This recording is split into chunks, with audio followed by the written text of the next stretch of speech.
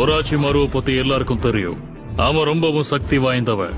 என்னாலேயே அவனை எதிர்த்து தோக்கடிக்க முடியுமான்னு தெரியல. 4வது ஹோக்காகே உயிரோடு இருந்திருந்தா அந்த மாதிரி எல்லாம் நீ யோசிக்க கூடாது. இதுக்கு முன்னாடி நடந்த கிரேட் நிஞ்சா வார்ல என்ன நடந்ததுன்னு ஞாபகம் இருக்குல்ல? அதெல்லாம் பழைய கதைகள். 13 வருஷத்துக்கு முன்னாடி நடந்த விஷயம். சரித்திரத்தை நம்மளால மாத்த முடியாது.